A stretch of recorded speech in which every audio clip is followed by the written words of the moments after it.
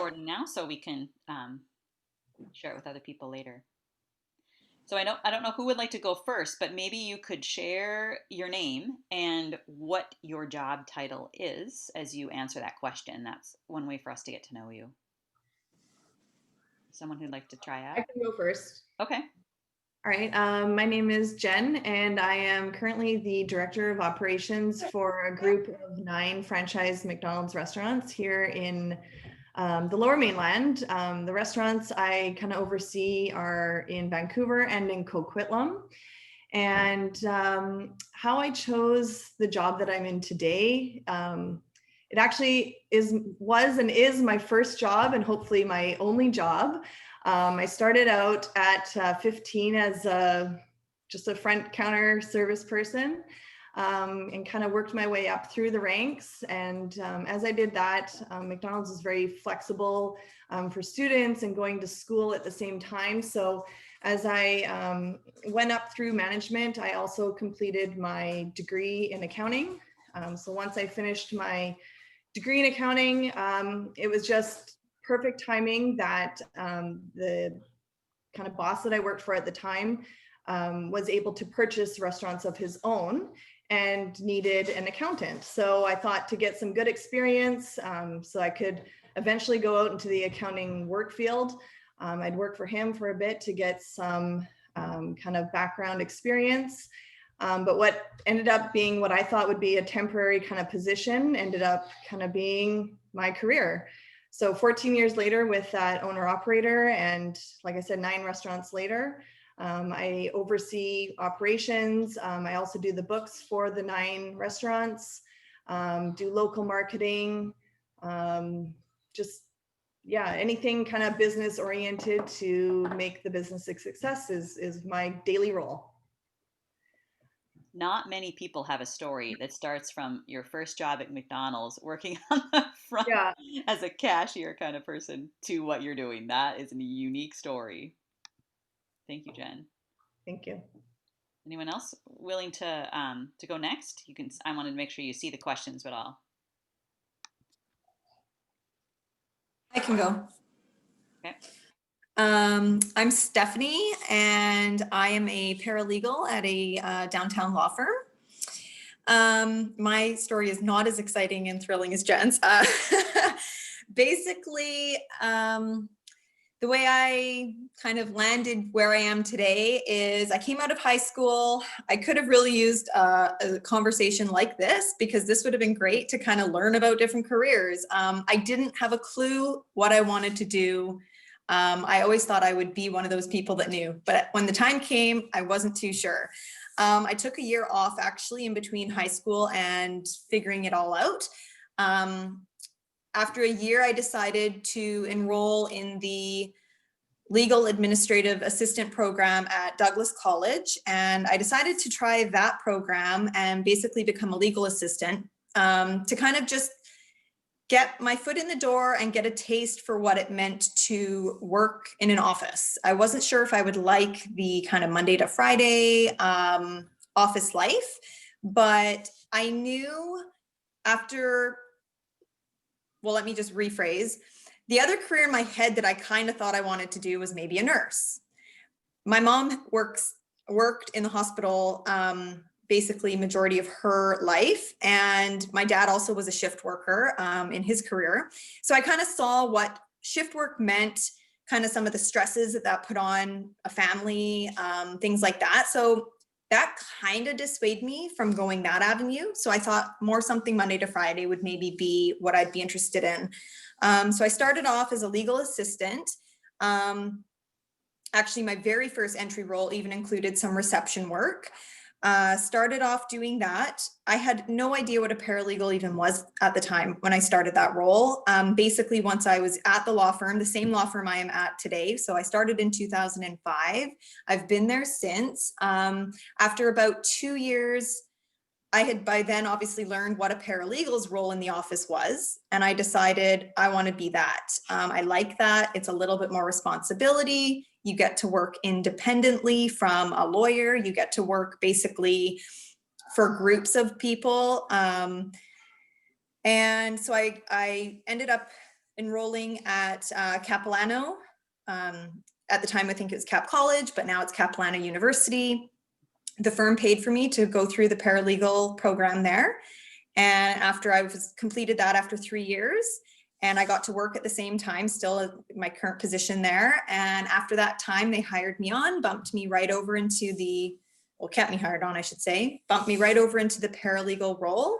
And I've been doing that ever since 2011. So that role basically,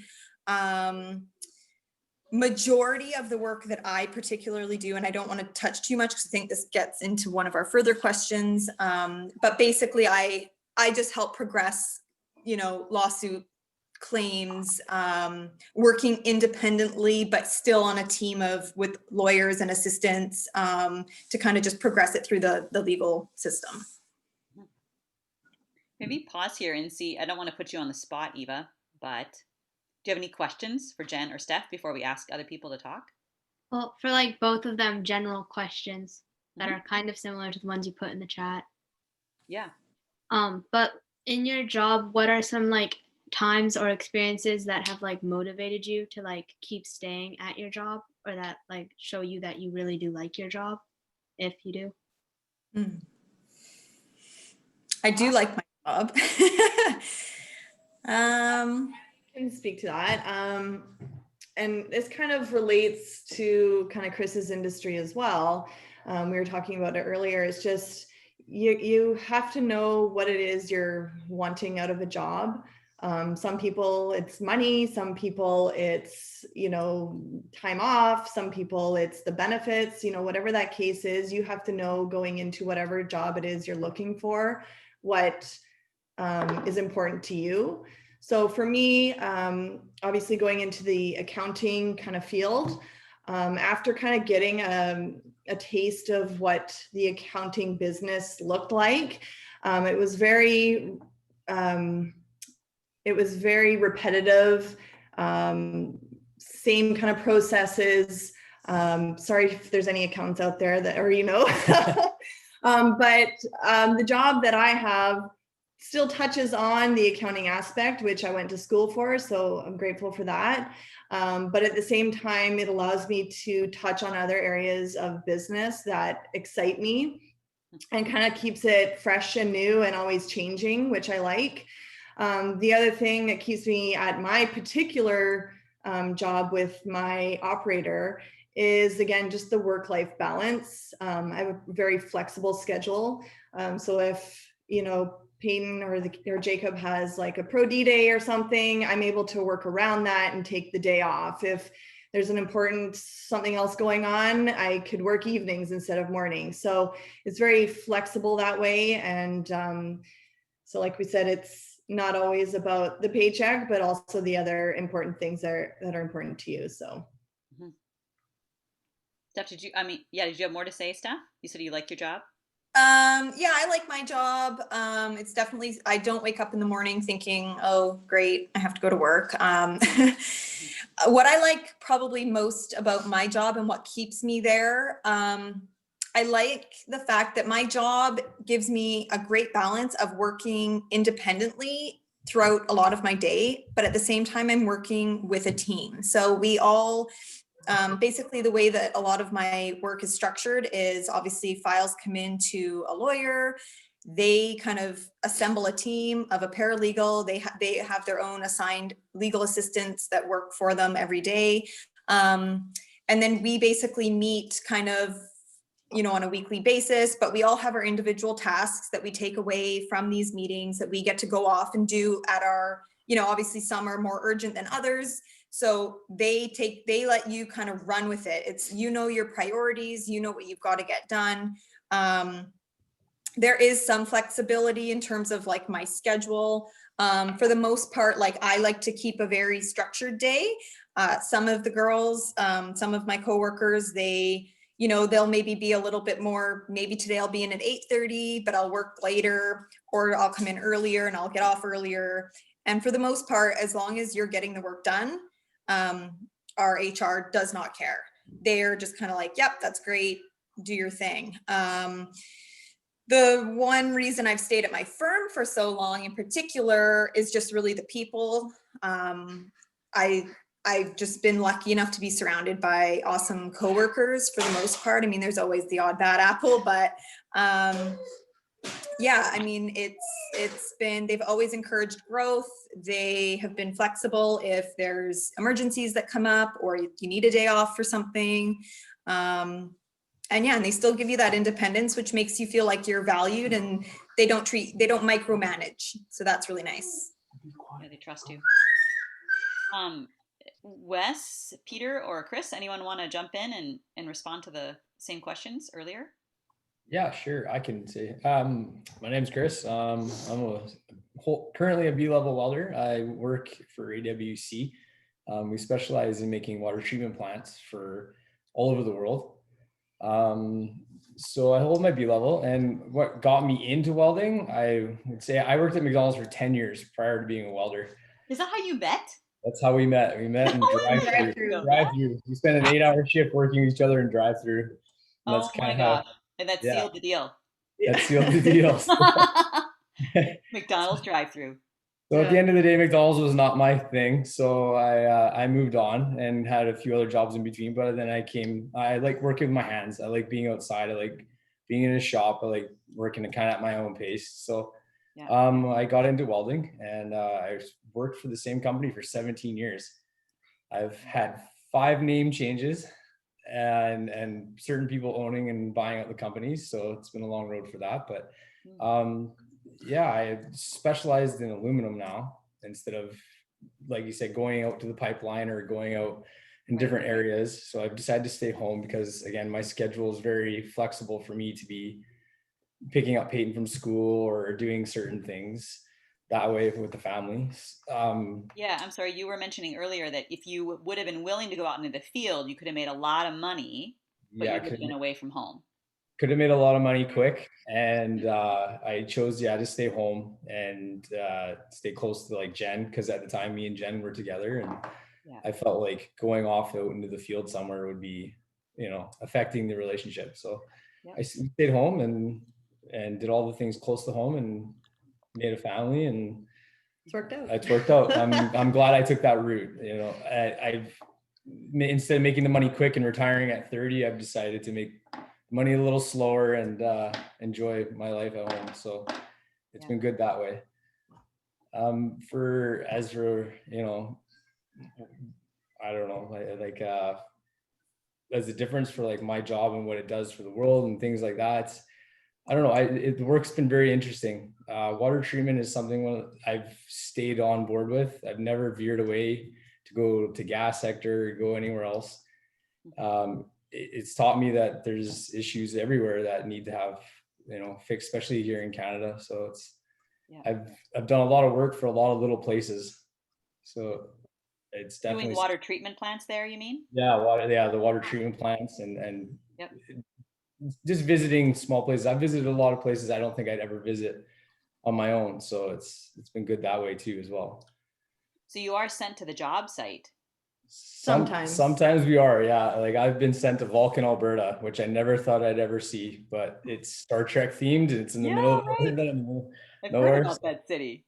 Yeah, so it's not many trips, but the ones he does do are small, little remote towns, and you feel valued or special because you're essentially helping a small community purify and clean their water. So an essential. I mean, if we don't have water, we die in a short period of time. Well, especially when we got into like the South Africa when they had their issues, they called on our shop to start making some water treatment plants for them and put them in containers and send them over. Really? Because they heard about your work. So we made 5 of them for them and sent them out, and so now there's potential to make 50 more for them because there's still that issue. So. So it's definitely interesting. That's the main reason why I've stayed with my job that I do, is just the work is interesting and I like helping out the small communities and stuff. Yep. Thank you. Peter or Wes, what do you think? They have to than what you do. Yeah, I can go. Hi, my name's Wes. Okay. bounced around a bit, getting eventually to the point where I'm at now. I started in sports retail when I was about 16. I was there for about 6 years, and it was fun. That was just sports were a big part of my life then, so it kind of had a direct correlation there. But eventually, it was, you know, you're maxing out at minimum wage for the most part, so What do you had mean to start. sports retail? What is that? Like it was a sports stop, a sports store that sold hockey equipment and Oh, The hockey shop in Wally. I don't know if you guys have been there. okay. Okay. Family But, owned and operated. The family business. Yeah. so then eventually it was more or less, I eventually wanted to get into the trade I'm in now, mostly because my dad worked for Hydro at the time. Oh, okay. So I knew the benefits, I knew the perks of eventually getting into a big corporation or a larger company like that. Mhm. Now it is difficult. It's a pretty, you need to hit certain parameters and have certain requirements, and there's very limited spots as well. So it became a process of getting everything I needed post-secondary in order, and driver licensing upgrades and first aid and et cetera, et cetera.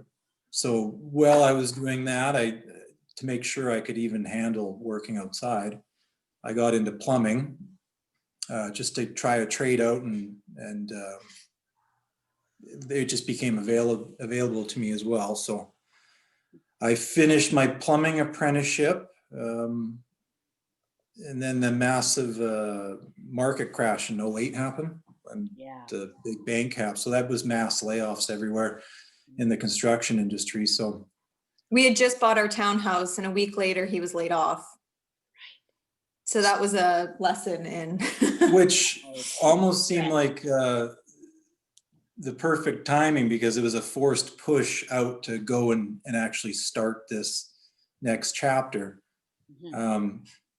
Then it became a bit harder. Like I said, there's pretty limited spots to get in. So it ended up taking me 2 years to eventually get into the job I'm in now as a lineman for Hydro. Hmm. So I eventually started installing fireplaces. in the meantime, yeah. Yeah, sorry, in the People's meantime. homes. Yeah, and which I Because with a plumbing certificate comes a gas fitters gas license. gas license. Okay. Right. So I did that for about a year and a half, and then, or 2 years, and then I got into Hydro, and that took me bouncing over the province. I spent 2.5 years on Vancouver Island, just throughout my apprenticeship. Eventually coming back to Surrey, where I've been able to luckily stay and be home for the most part for the last 6-7 years now, I think. 6 years. About 6. Yeah. And then my work just entails maintaining and building the power system. So all the poles and wire you see out on the streets, and supplying power to the public. Right. Do you drive one of those big trucks? I do. Because Sometimes there's always a lot of issues with electricity on River Road in North Delta. There's a lot of trees. You guys got a lot of trees down there. Yeah, and so we'll regularly call, and for a while there, I was on a first name basis with the Hydro guy. Mm. You know, he's like, "Oh, it's you again." You know, the Wes. drive, and Yeah. it wasn't Wes, but driving that big truck, and I was like, "That is a huge rig," because you can, like, when you're a little kid and you have those trucks that have the big ladders that come off the top of them, and Well, that's one of the funnier lines I've heard. Is it's pretty much we're full-grown kids, like we're large kids, because you play with big trucks and you get to climb things, and you get to, like, you just get to have fun for the most part. So it is true between crane trucks and bucket trucks and big truck. it is true. You get it's big kid play as your job. yeah, exactly. Like we climb poles still, so it's kind of like kids climbing trees, and Right. yeah, it's a lot of aspects to it. It's just fun. There's a lot of variety. Just every day it's different for the most part. Nothing's really the same. So it's Right. Because you're on. and then right? You could be called at different times. Yeah, for the most part, my district has so many people that I don't necessarily need to work. But yeah, we're on call 24/7 all year long. Wow. So they supply him with a phone, and then yeah, for a lot of it, there are some guys who they will take every single, they call them trouble calls, that come in the off hours. Well, it kind of goes to what the girls are saying. It becomes a lifestyle sort of thing. You can make as much money as you want to make if you're willing to work. So, and there are people who are, which they're working all the time. Which in turn allows us that don't really want to not really have to. Yeah. I have a question for both of them. Yeah. So when I think about like your jobs, I think that they're more like hands-on jobs where you like don't really have schedule, and you don't really, like, when you wake up and go to work, you don't really know what you're going to deal with that day. So also, I don't know if you, when you were my age, but did you have like electives and stuff like that? And were those like more of your favorite classes versus the like academic ones? That's a good question. I can take that. Me going to high school, I was involved with stagecraft and theater company and a few other things. I never did welding in school, which is kind of weird. I picked the one trade that I never did growing up ever. I kind of walked into it pretty new, pretty green. But yeah, for sure in school we had electives, and I loved those classes. A lot more than I liked English, and a lot more than I liked a few other classes. So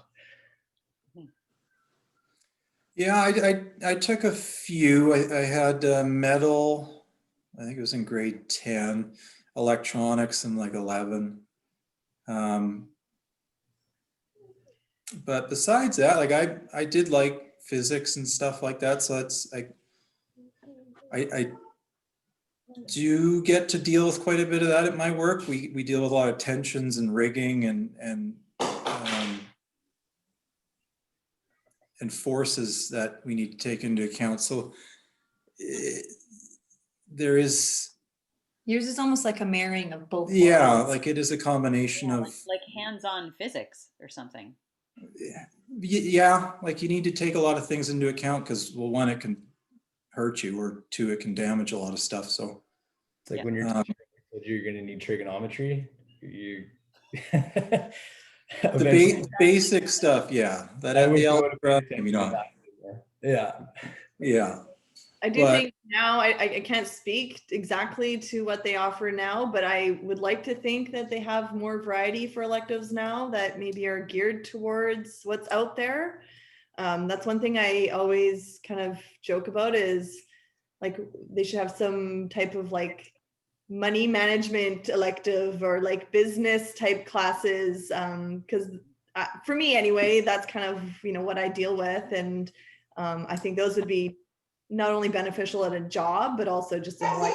But our electives, I don't think were that elaborate compared to, I think, what's available today. Can't say. I want to let Peter go, and then maybe Eva, you can address the kind of electives that that you've been offered, if it relates more to what their jobs are. I don't know. But Peter, you want to give you a chance to answer some of those questions? My name is Peter. I came from China. In China, education system is totally different. We had very intensive study in high school, or even from middle school. I live in school, just like boarding school, start from 6 o'clock early in the morning until 9-10 o'clock. And what age did you say you went when you were 13? That's how life was for you? Yeah, I started that. It's very intense study. But after get into university, it's just like all freedom. You learn, you want to learn, and then you learn. If you don't want to learn, and then you probably will get the certificate or diploma anyway. So I was going to be a chemical engineer, I get a diploma in China from a top university, but at the time we don't have many factory at the time, and then I don't like to be a chemical engineering, so I I was one of my relatives introduced me to international trade transportation because China just opened up. So I have international trade transportation. To me, it more like relate to outside country, to foreign industry. I mean, foreign country. So I went into that freight forwarder. I worked there for about 5-6 years, then came to Canada. And that is the only job I can find to work at freight forwarder, which means working with ocean, container import export, air import export, doing transportation. Not a good suggestion for young people here. It's intensive work and then it's not high pay. Why I choose this? Because I worked this one in China for 5-6 years, and then that is the only job I can get for a new immigrant. Money benefit is more important at the time 20 years ago, so I choose this work.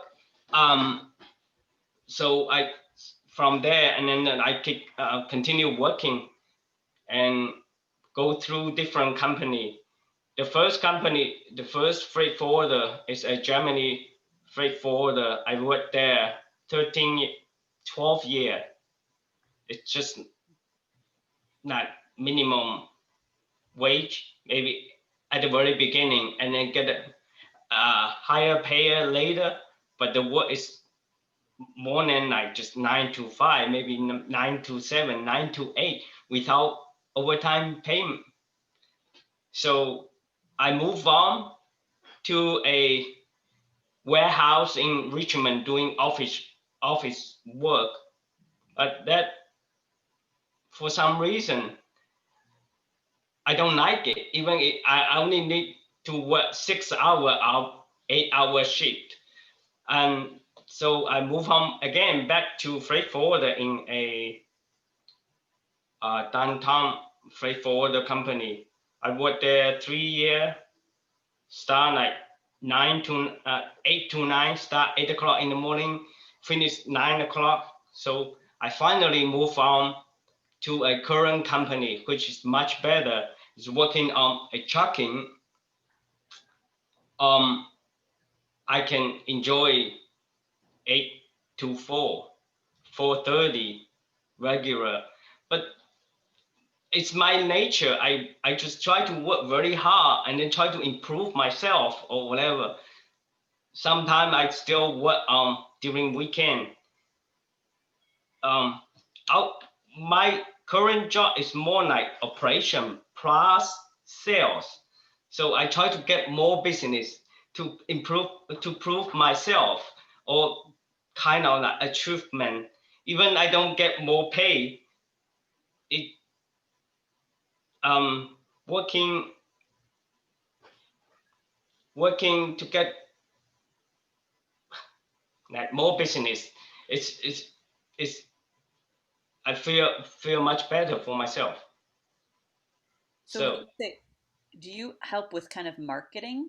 You connect with other companies that could give you more business for your company? Not marketing, just more like sales.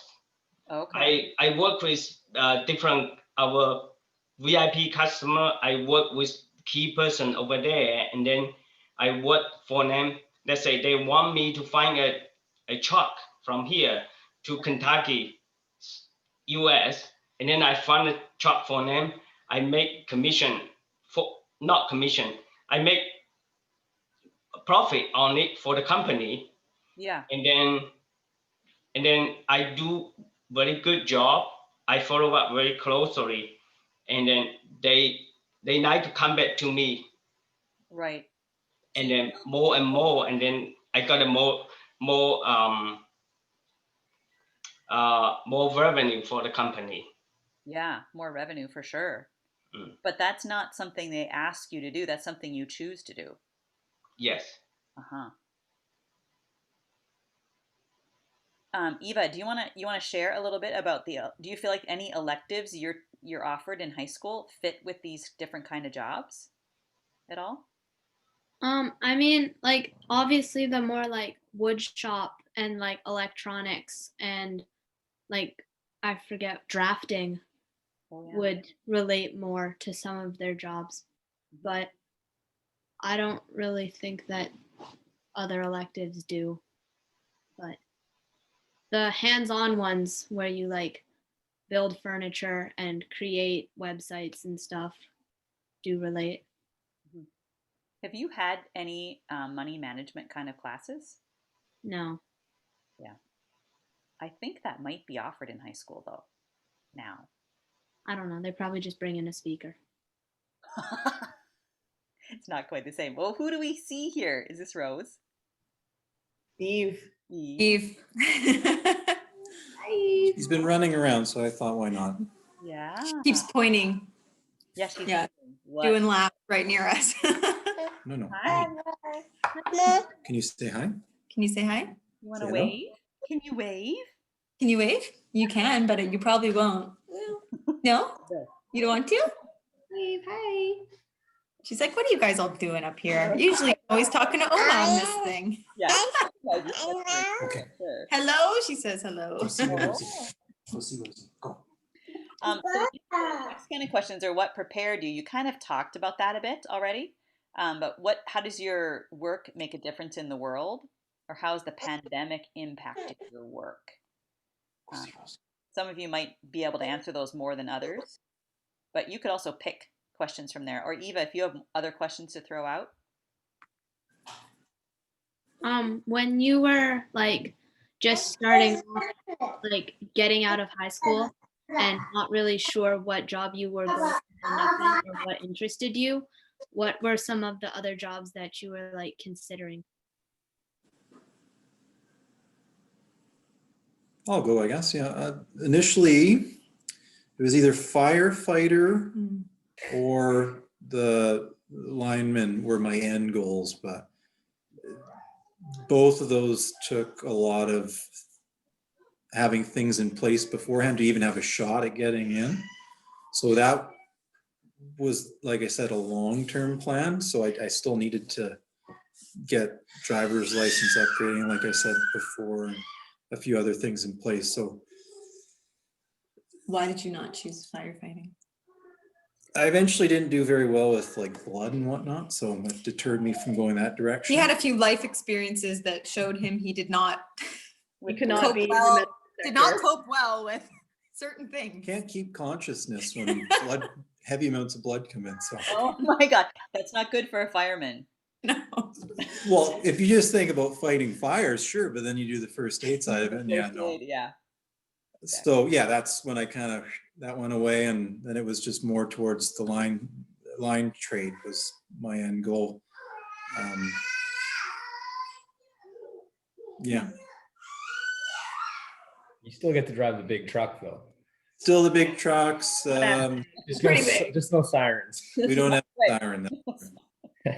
But he has lights, so he does turn those on. Yeah. The other kind of coming out of high school, I really had no idea what I wanted to do. All I did know is that I did like math and more like the business courses. So I wanted something in that direction as opposed to like the English social studies. That wasn't my thing. But something that I had a real interest for, and Steph and I both enjoy still doing it, is interior decorating. But at the time, again, this is dating how old I am, but like 25 years ago, interior decorating just wasn't like what it is today. And so the kind of field just wasn't that successful / you didn't really make a lot of money at it. And I kind of went to like a career planning session at school, and it kind of squashed that dream.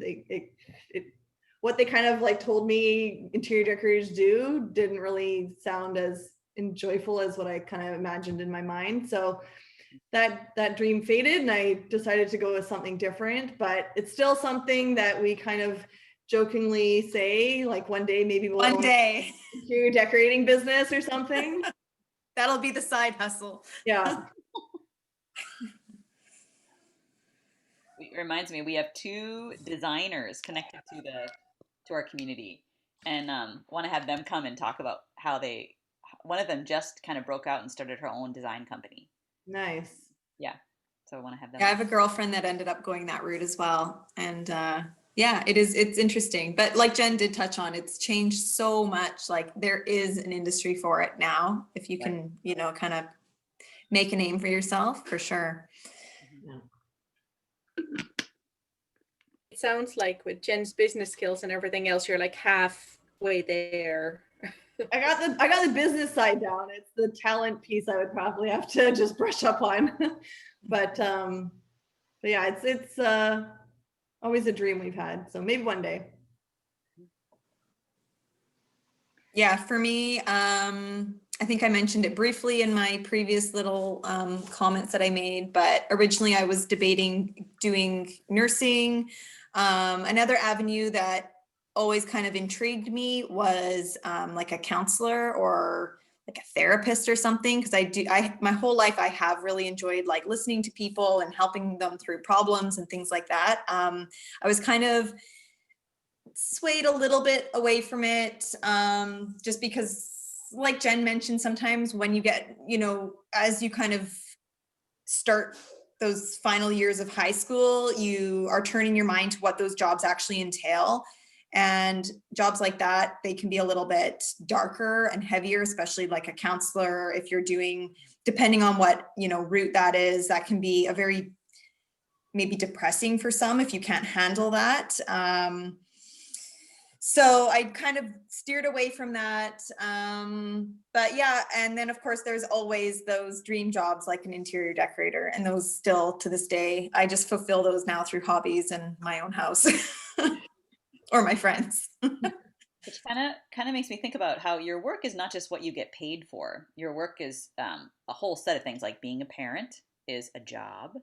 And there are things that you might like on the side, hobbies that you might invest in that can become a way to live out your passion, right? Yes. Can you relate to that? Do you feel like, I don't know if you have time, but I think 100%. Okay. I think like when I thought of a career, I definitely wasn't the type of person who had who only wanted to focus on things that made me like so over the moon happy. Like it's my 100% passion. I tried to keep a realistic approach to it. Like you don't want to go through life worrying about money. I mean, money is a huge strain on marriages. It affects you in so many different ways. It wasn't something that was my sole focus, but it was definitely something that I kept in mind. So when it was a job that, like interior decorating as the example, didn't necessarily at the time feel like it could be something I could support, you know, or uphold my share of an income within a household.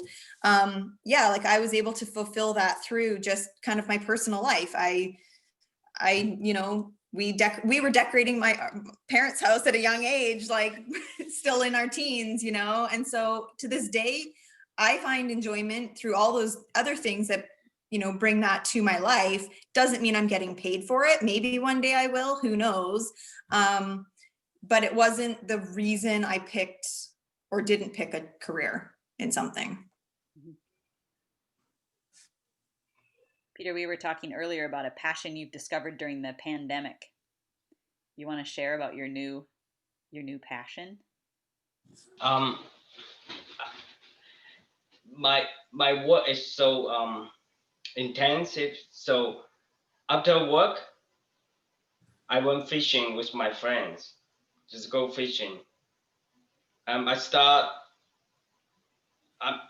didn't. This is my first year I went fishing. I never know how to do fishing before, and then I just started small fishing. next year I was thinking about salmon fishing and maybe do some crab fishing as well. And that when I was fishing around, I usually go to Fort Landing, just near the boat launch dock, and most of the time only me and my friend or myself. It's just quiet time. Even I didn't catch any, and then I just sit there and then watch the sky, watch birds flying by or people join the boat. It was peaceful.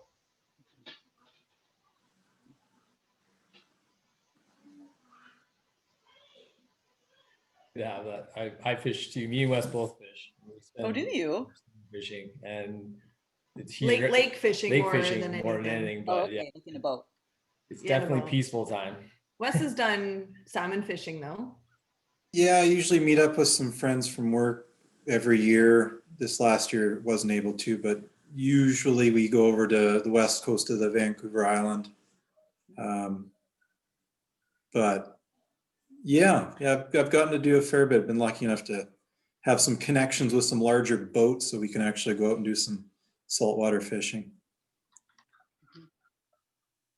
And when you're not doing that, you're just. So like Peter, we don't catch a lot of fish too, so it's more just for the quiet and. You did when you were salmon fishing. relaxing. Yeah, well. that's You the did good. salmon fishing, yes, but our lake fishing, Or Yeah, like lake fishing, fishing just quiet time. it's quiet time.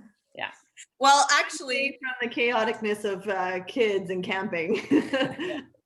the best though was that this last summer we spent a lot of time. We did go up to we've got a place up north, and we went out fishing, and it was basically I think my first time even on the water that year, and same with Rose, and Rose and Mummy had a rod, and we caught one like within 20 minutes. And that was, and Wes was like, oh, you actually have one. That was his first of the season, I think. Yeah. Did you keep it? We did. It was a good one. It was really good. And Rose's first experience eating a catch. Wow. So, Wow. yeah. Well, I hear the protest in the background or something that's going on. That's just life here. That's life, yeah. One of the questions I have, maybe Eva has more too. I'll give you a chance for that. One of the questions I have is, how might Trinity Lutheran Church support you in your work? Are there things that you could think of that we might be able to do to help you? Ooh, that's a hard one.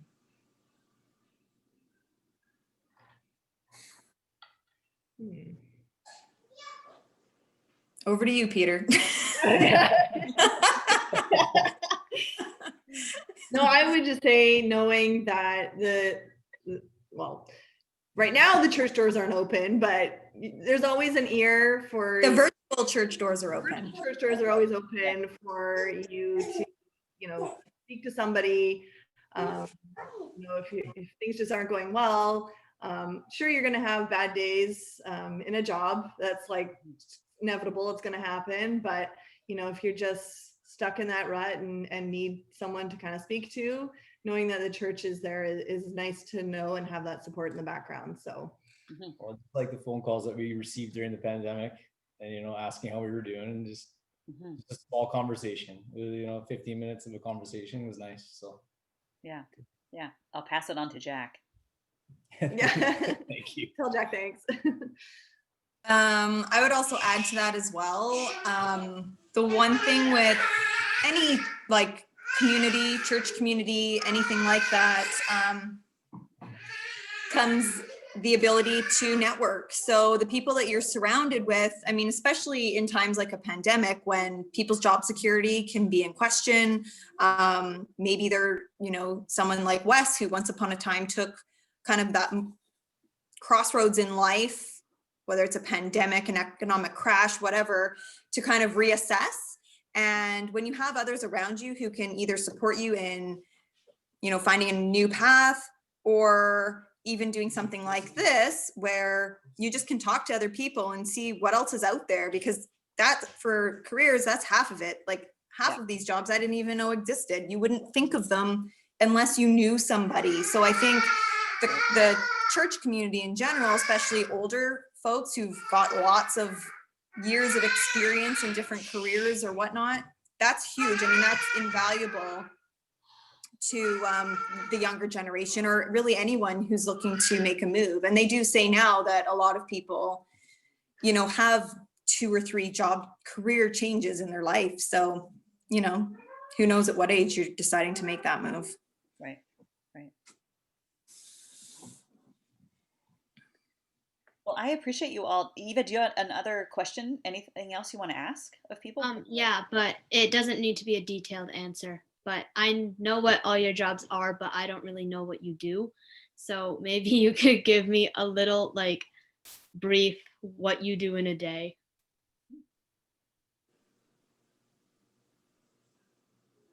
Give me a minute. I'll come back to me. I can go first. I basically, you know, my day starts off at 5 a.m. Not detailed. I'm just saying my day starts off at 5 a.m. and I go to work and I weld. I put together aluminum water treatment plants and I do that on a daily basis. That's usually what my day consists Go off drawings. Go off drawings. Yeah, I read drawings and cut, drill holes, weld. Yeah. Come home stinking like metal. Or just stinking in general. Stinking in general. I get dirty for a living. That's pretty much what it comes down to. My day is my typical day. I start at 8 o'clock. I kind of set my own to-do list for the day based on just the various files I'm working on. My tasks vary from obviously file to file, depending on what they are, but heavily a lot of my job, I work in a lot of construction disputes, large commercial litigation, insurance disputes, things like that. So a lot of files, a primary role that we take is dealing with the document management. One of the steps in any type of like court litigation is to provide the other side with access and a list basically of every document that relates to this case. So I work with a lot of large document databases and I help inventory things and meet with clients to, you know, work with them in getting us those records and things like that. I do a lot of communications back and forth with legal counsel on the other side, just helping to move the file through. We'll set up like, well, they're called examinations for discovery, but it's basically like interviewed questions from like the other side will just sit there and ask you questions and you're under oath while you have to answer them. So we'll set things like that up. Yeah, so basically, you know, we'll prep binders, do issue briefs, things like that. So yeah, it's a good variety. It's a nice variety. And it all just basically relates to the steps of litigation. So depending on where each file is, one file could be settling, one file could be going to trial in, you know, a week. So now you've got various different tasks associated at every different step. For me, my schedule is, like I said, it's different every day. I do some administrative / business tasks that involve like payroll, running payroll for our 400 plus employees and management. Some days I'm just sitting in an office doing my accounting work for month end. But then other days I'll go around and visit the restaurants, and obviously each month, each year we have targets that we set out that will make the business successful and profitable. So I'm essentially following up on management, making sure we're kind of on the right path to achieving those targets. Obviously, if my restaurants do well, I do well. So that's kind of the end goal for me. So I just kind of oversee kind of how things are running in the restaurant. Mine's a very people-based kind of job. I do a lot of just conversations with my management, getting updates from them, kind of guiding them on next steps and kind of how we're going to achieve those targets to, like I said, make it successful. But it could be as simple as we're rolling out a new burger and I'm following up on procedures on how that burger is made. So, and just making sure that the service we're providing to our guests is as best as it can be. And Or you're in a restaurant and it's busy. or I'm in the Fries. restaurant and it's super busy and I'm on fries. And she's flipping a burger. Flipping a burger still. So it highly ranges in the kind of level of degree of management that I do, but for the most part, I'm guiding the management of the 9 restaurants to achieve certain business targets and goals, and ensuring that we're delivering the best service that we can to our guests to have repeat business and improve profitability. So. Okay, I'll go next. For the most part, just everything that we have is primarily made of wood. So a lot of it's just maintaining and replacing power poles and components of the system is more or less, I'm part of like a maintenance branch. We take care of pretty much from the YVR airport all the way out to Aldergrove. So we have a pretty broad district we cover. So we're just replacing end-of-life equipment. And then when it comes to, say, like a new construction or a house, we'd be running the power lines to the house and hooking houses up. And then we also do the trouble side of things. So when, say, a tree branch falls on the line, or like a tree falls, or motor vehicle accidents, we will then go out and troubleshoot and figure out whatever the problem is and fix it and get the power back on.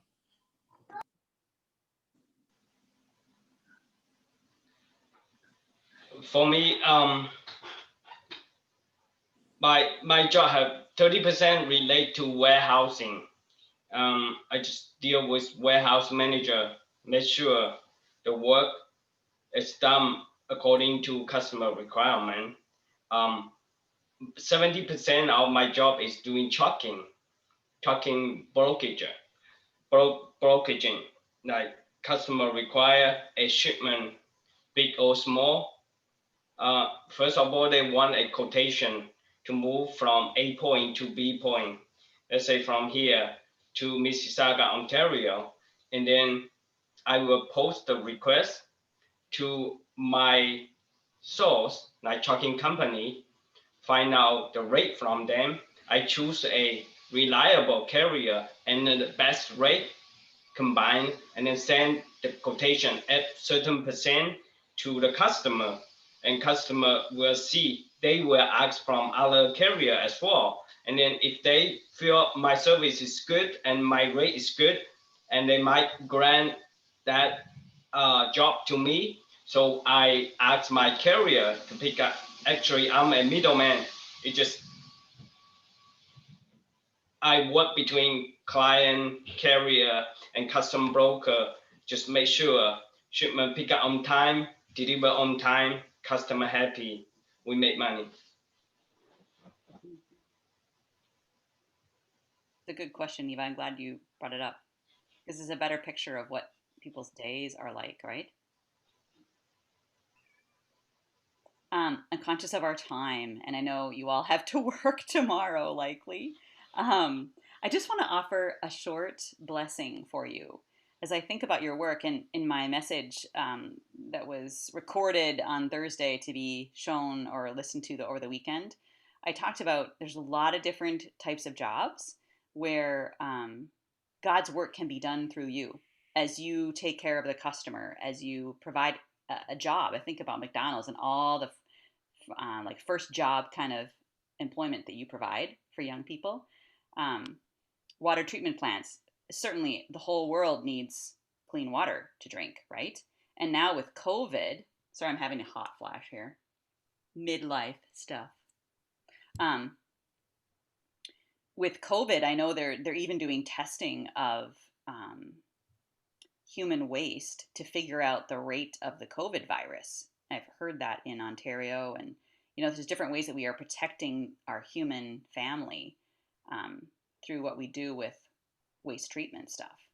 So, and thinking about all the people that are dependent on ordering things like through Amazon, Peter, and all the families who are homebound right now, and trying to stay safe, you know, you're contributing to that safety by all the additional shipping. 150% is like a huge increase in your workload. So I thank you for all the ways that you are making a difference in the world, and that God is working through all of you in your jobs. Just want to share this blessing as we depart. O God, give us grace to set a good example to all among whom we live, to be just and true in all our dealings, to be strict and conscientious in the discharge of every duty, pure and temperate in all enjoyment, gracious and generous, courteous toward all, so that the mind of Jesus Christ may be formed in us, and all may know that we are his disciples, in whose name we pray. Amen. May God bless the work of all your hands and your discharge of all of your responsibilities as parents as well. I know it's a lot that you carry. Thank you for taking time to be with Can I us. ask one more question Pastor. that's not really Eva, you have relevant? one? Okay, Eva, one more. Okay, it's for Jen. So you work for like McDonald's. So what is your McDonald's order? Like, what do you like? What do you eat? Oh, what do I eat? Oh, well, my new plan is to hopefully not eat as much in 2021, but I typically have Big Macs on Fridays. Okay. Macs are my go-to. Yeah. You want to go get one, Eva? No, I want fries from McDonald's. Fries are good, yeah. The fries are, when they're good, they're really good. So Yeah. Yeah. but I'm biased, so yeah. Well, they always used to say that if you ever worked at McDonald's, you'd never eat it again. That is not true. Not true. Not true. Like not eating it when you work there, you still eat it. Well, and in management, you get it for free when you work. So like, Yeah, that's what I was thinking. like salad, cheeseburger. Yeah. Again, there's the balance though. You got to have a balance. So. But no, I thank you for inviting us, and I think it's definitely something beneficial for students, because I wish I would have had something similar to this. To, like Steph said, you don't know of half the jobs that are out there unless you know somebody that's particularly in them. And so, you know, it's always great to hear firsthand some of the experiences, you know, do you like it, not like it, and kind of your thoughts. So good idea, good program. Thank you. Yeah. Yeah, you're welcome. I appreciate you being willing to record it. So I will send this to the youth and their families and see if maybe some of them will click on it and check it out. So Awesome. yeah. Peace. Have a great week, everybody. Thanks, everybody.